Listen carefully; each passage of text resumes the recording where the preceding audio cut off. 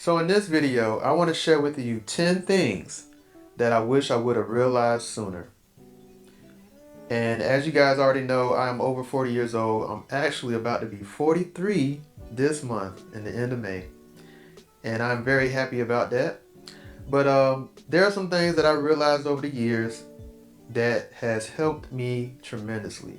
And I feel like it will help you as well once you realize those things.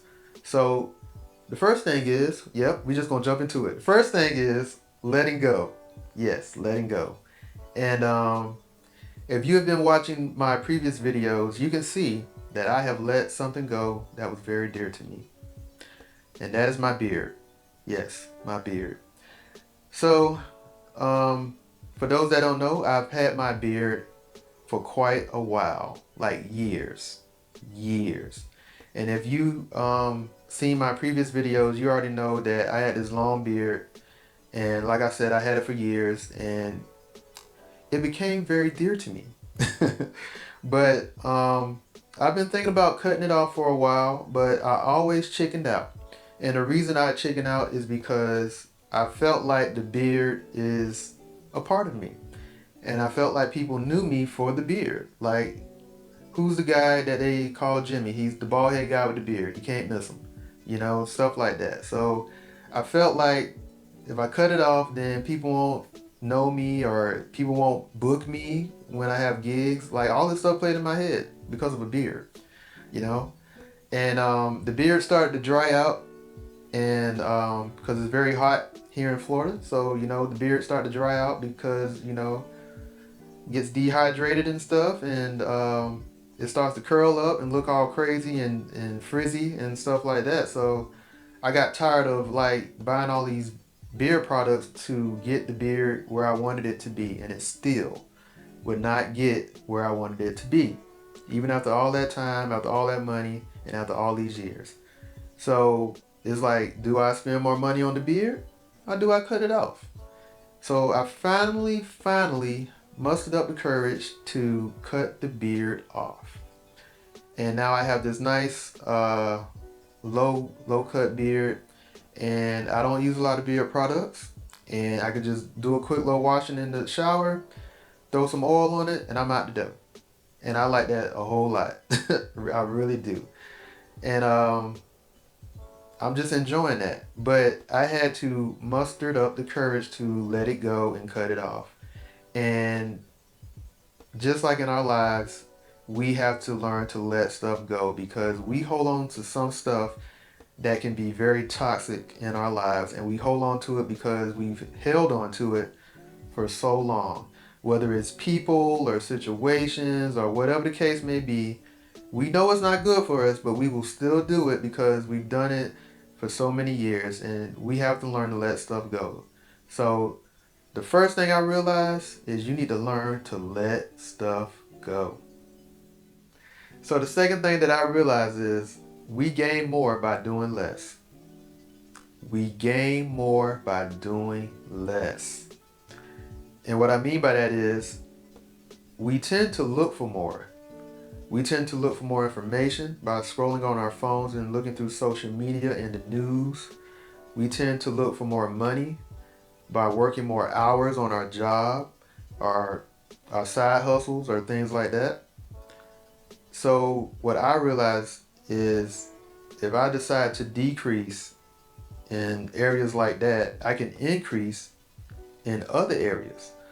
So, if I decrease my work and the amount of hours that I work, I can increase in my recovery and rest. So, when I'm not working or DJing or anything like that, I can take that time to relax or do other things that will help me relax. I just spend time with my family.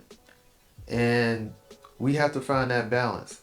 So, true happiness is in the decreasing and not the increasing. So, the more I remove things out of my life, the happier I will feel because I have the room to breathe and relax. Because I can tell you right now, what you need to do is take inventory of your life and see what's draining you. What's draining your energy? Because I can tell you right now what's draining my energy. Some doggone kids. My kids, man, they are draining my energy every day. And they take majority of it. So I already know that. So the remaining amount of my energy goes to work, or it goes to things that I have to take care of. So I only got so much time and energy in the day. So I have to be fully aware of what's draining me. And that's what you need to do, is you need to take inventory of your life and see what's draining you and see what you can remove. If you don't have to do it and it doesn't need to be there, get rid of it so you can have time to breathe and relax, because you need that recovery. You need that recovery time. Okay? So let's do that. So the third thing that I realized is there's nobody really thinking about you. Ain't nobody thinking about you. Ain't nobody thinking about you. Okay? Well, not you, but the other person that's watching this video. Yeah, man, ain't nobody thinking about you, man. We need to realize that, we need to understand that in our lives, we are the main character in our life. So that's what we know, that's what we focusing on, is us. But the thing is, other people in their lives, they are the main character. So they don't really have a lot of time to be thinking about you. And I think sometimes we do forget about that, whether we admit it or not. And we tend to try to impress people that really ain't thinking about us. And you already know, some of us do it. We buy cars that we really can't afford, or things like that, material things that we purchase that we really can't afford, but we just want people to say, oh, you look good, bro. You look good, girl. You doing that. You wearing that. Okay. But at the same time, you done spent your last for that outfit, when you could have saved that money or spent it on something else that mattered. But we rather get the hearts and likes from our friends and from people that don't even know us. We want to make heads turn when we drive by and all that kind of stuff. But hey, man, this life is not about impressing other people. And what you realize is, when you're young and you're around 18 years or maybe even younger, you try to impress people and you realize that people are not really paying you no attention. But when you get to the age that I'm at, around 40, you realize that you don't care what people think. You could care less. But when you get older, like in 60 years old and up, man, you realize that wasn't nobody really paying you no attention anyway. But my goal for you is to realize that now, no matter what age you at, that nobody ain't thinking about you. Alright? So the fourth thing that I realized is health is wealth. And I know that we've heard that before, but I'm so glad that a lot of us are taking it seriously now. Because once you get around my age, you start to realize that you only get one life to live, and life is short. Because you start to see people that you know and people that you've grown up with start to fall off, whether it's health related or some kind of crazy accident or something like that. It wakes you up. It really does. And with that, I tend to get on the ball with myself and get on the ball with my health, like taking my vitamins and just trying to make sure I do the right thing as far as for eating and stuff like that. I'm not perfect. I'm not gonna lie to you. I love my pizza and burgers and desserts and all that kind of stuff. But every now and then, I'm like, okay, I gotta stop. And you gotta, kind of limit that stuff. So I'm not saying, you need to eat salads and leaves and stuff like that all the time, but just be aware of what you're taking in. Be aware of what you're eating. So, like I said, I'm very happy with people that's starting to wake up and take care of their bodies, because you only get one life to live and you only get one body. So let's just do our best to take care of it. so we can be around for our families and do the things that God called us to do, because you cannot do everything that God called you to do if you're not in good health. If your body can't keep up with your mind, what your mind want to do, you might as well hang it all up. So please remember that health is wealth. So the fifth thing that I realized is we need to live uncomfortable. We need to live uncomfortable. So whatever things that arise in our lives that make us uncomfortable, that's a sign that we probably need to do that. For instance, making these videos is very uncomfortable for me, but I am growing at the same time because I'm learning how to communicate better and learning how to talk more, because like I said, I don't talk a lot. So this is helping me communicate better and use this mouth of mine. So even though it's very uncomfortable for me, I'm also growing at the same time with my communication skills. And just like you may have a friend or someone that you may have fallen out with, and God is telling you to give them a call or get in touch with them and let them know that you want to talk and hash things out. And in the back of your mind, you're like, no, I'm not doing that. I don't want to do that. But you already know that God already shared with you to do that. And it's very uncomfortable. But at the same time, if you did it, you can rekindle a relationship between you two that can grow into something good for the both of y'all. You don't know what can happen from just making that uncomfortable call and saying you're sorry, or just letting somebody know that you forgive them for whatever reason. And like I said, you never know what can happen. Or business owners, you make that uncomfortable call to a company or a business that you want to work with, and you make that call. Hey, they may say no, but on the other side, they may say yes. You don't know unless you make that call. Even though it's uncomfortable, it could help you. So things like that, man, we have to live uncomfortable, because you don't know where life can take you if you decide to do that. So the next thing that I realized, which is number 6, and that is there is no perfect time. There is no perfect time for anything. Nothing. There's no perfect time to have kids. There's no perfect time to change a job. There's no perfect time to do anything. You just got to do it. Just do it. But yeah, just like Nike say, just do it. Just do it, man. I'm not saying don't do your research or pray about it, look into it, ask God. Please do those things. But at the same time, there is no perfect time to do absolutely nothing. Just do it, man. Just do it. All right, so number 7, which is stop taking things so seriously.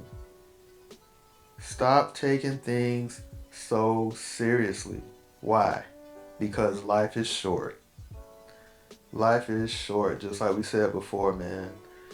And I'm dealing with that now, man, because, life be lifing, and we have a lot of serious matters that's going on right now, but at the same time, you still can't take life seriously, because if you do, you're going to miss out on the joys of life.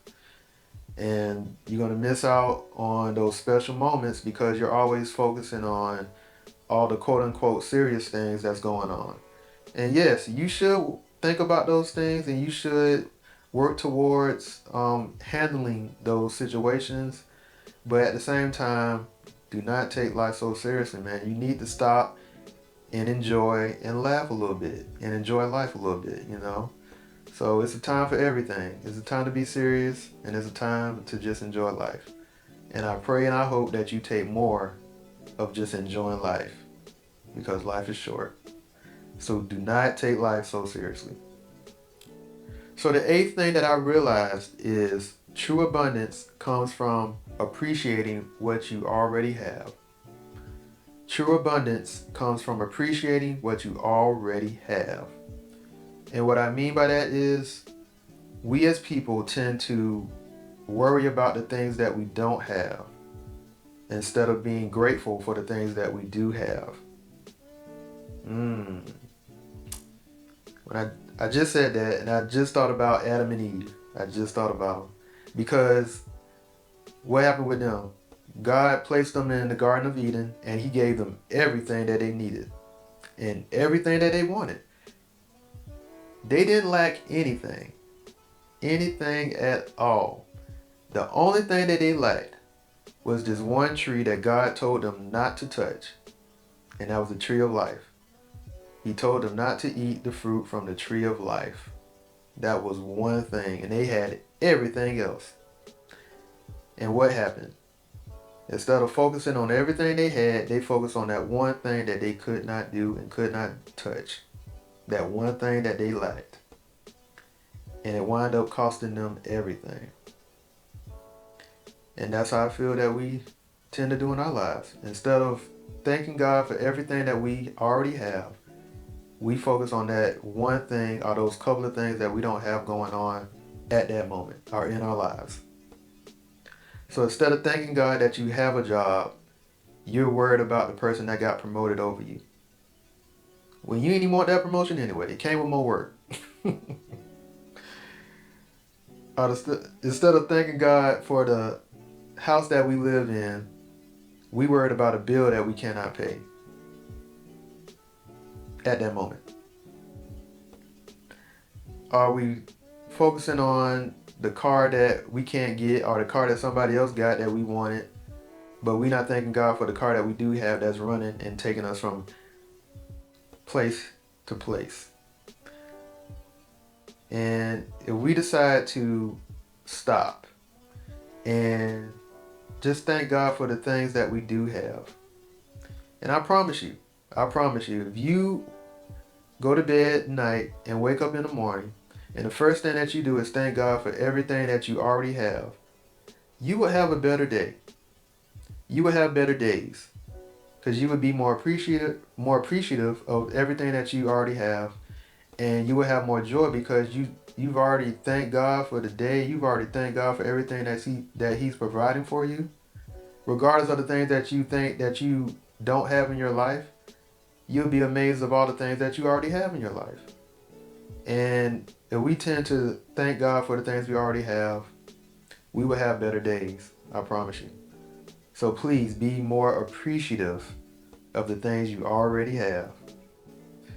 All right, number 8 was good. But here's number 9. Some pain is not meant to be resolved. It's meant to be felt. Some pain is not meant to be resolved. It's meant to be felt. And my pastor said something a while ago, and it always stuck with me. He said, you're either going into a storm, or you're in a storm, or you're coming out of a storm.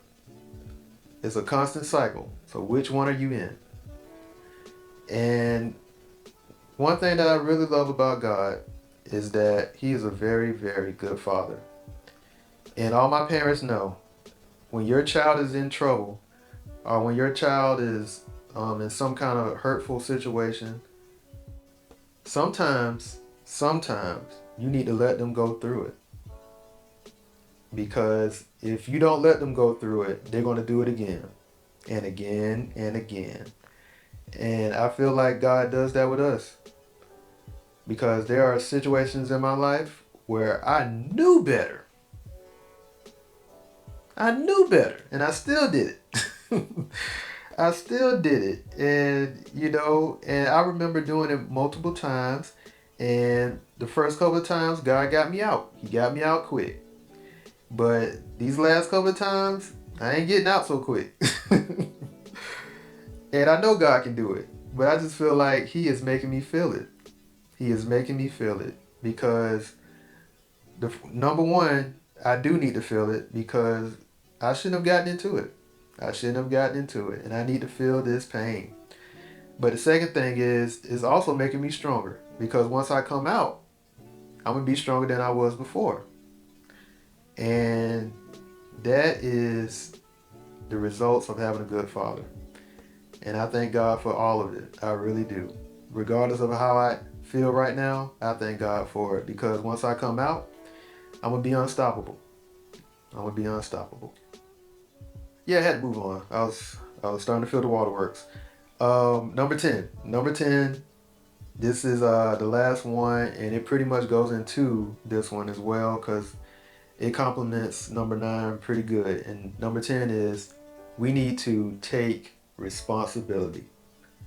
We need to take responsibility in our lives, in everything that we are a part of. Take responsibility, please. Stop blaming other things and other people for your actions and for your situations. Stop blaming people. Stop it. Take responsibility of yourself and for your actions. If you are overweight, take responsibility. Stop blaming other people for your weight. Stop it. Stop it now. If you ain't got no money, take responsibility. Stop blaming the government. Stop blaming the man with the tan. Stop it. It is not his fault. It is your fault. You're bad with money. Okay? Stop it. Take responsibility. Okay? Stop blaming other people for everything. Stop it. You're late to work. Take responsibility. You left late. Stop blaming traffic. You know traffic was going to be bad before you left. Traffic is always bad. Okay? Ain't nothing new. You gotta leave earlier, okay? Take responsibility.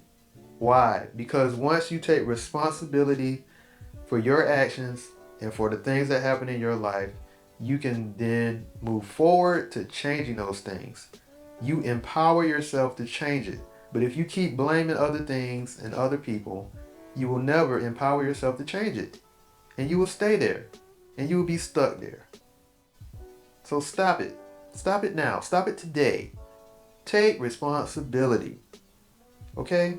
Say it again. Say it with me. Take responsibility. Please take responsibility for your actions, man, because it will help you in the long run. Okay? I did not want to make this video long, but I want to let you guys know some things that has blessed me over the years, and it continues to bless me. And I pray that it will continue to bless you from this day moving forward. So please, take responsibility. I'm done. I'm going to see y'all on the next video, alright? Peace.